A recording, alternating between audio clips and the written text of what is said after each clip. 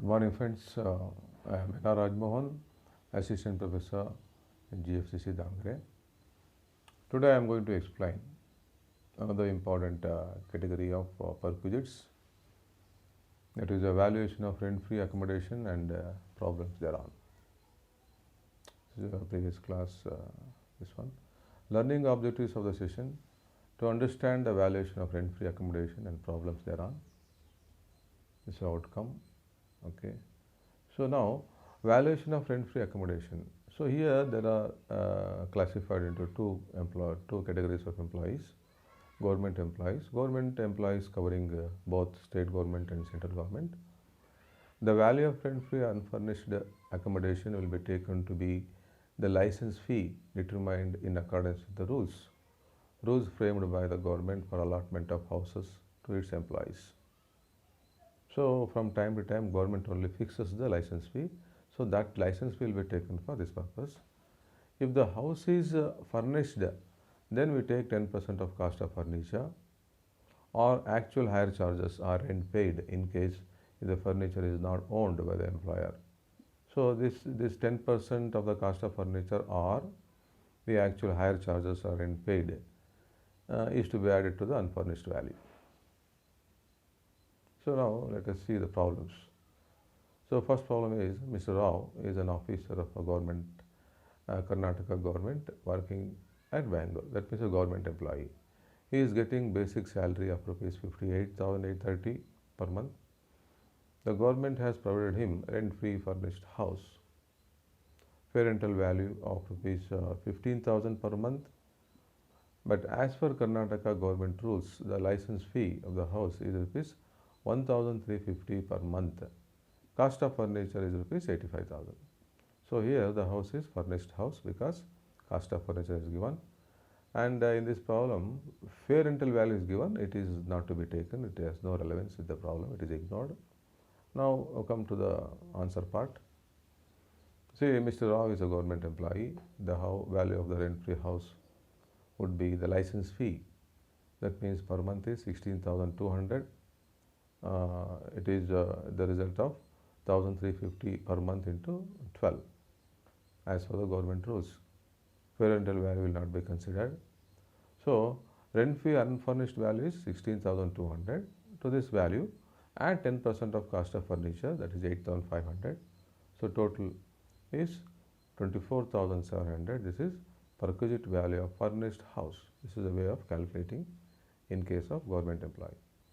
So next part is valuation of rent-free house, non-government employees, means private sector, any company, private company, public company, association, institution like that. Here the rules for or provisions of rent-free house in case of a private sector employee. So here again, first category is if the house is owned by the employer. In this case, the value of house depends upon the population. See, the population of the place where the house is provided, valuation is made as per rules given in the following table. See, this table contains three important provisions. Here, population of the place where the house is situated. Second column heading is what is the value of the unfurnished house. So in the first column, first provision is this: if the population exceeds 25 lakhs in a place where employee is working, that case you take 15% of the salary for the period during which the house is given to the employee. Second provision is exceeds 10 lakh, andre population of the city exceeds 10 lakh but does not exceed 25 lakhs. 10 lakh ಮೀರಿದ್ದು 25 ಲಕ್ಷಕ್ಕಿಂತ ಹೊರಗಡೆ ಇದ್ದರೆ ಆವಾಗ ಏನಾಗುತ್ತೆ, 10% of the salary for the period during which the house is given to the employee. Last provision is that does not exceed, that means population does not exceed 10 lakhs, small cities, small taluks like that. Then 7.5% of the salary for the period during which the house is given.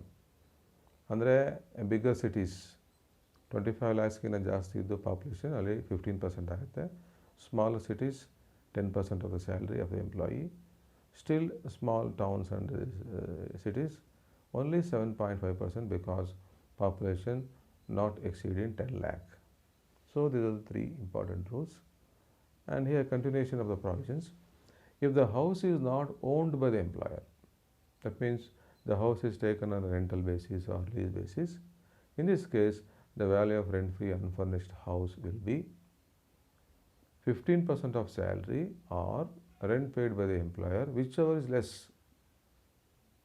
That means here population is not the criteria to judge.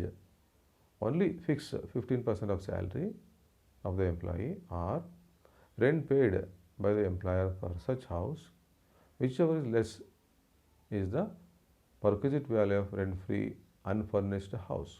First we have to determine the value of the unfurnished house. So to this value add 10% of the cost of furniture if the furniture is owned. In case the furniture is not owned, then you take actual hire charges or rent paid as the case may be. This is added to the unfurnished value. So again here the important point is what is the salary definition for this purpose. So it includes this is basic salary, dearness allowance under terms of employment. That means dearness allowance is to be taken if it enters into retirement benefit or as per terms of the employment. This information is given, then only DA is to be taken, otherwise DA is not to be taken. And it includes all taxable allowances. It may be medical allowance, traveling allowance, education allowance, all types of allowances, taxable part only, and fees and commission, bonus. Commission means any kind of commission. It may be based on sales turnover commission or any general commission, bonus, and also it includes any monetary payments chargeable to tax. See now problem on rent-free house in case of a private sector employee. So here the question is compute the value of concessional rent house of Mr. Vinay from the following particulars. He is employed in a town where the population is 13 lakh, provided with a furnished house. The FRV is not to be taken. The employer deducts only rupees 800 per month from his salary. That means this is a value of the rent-free house at a concessional rent. And see other particulars are basic salary 20,000 per month.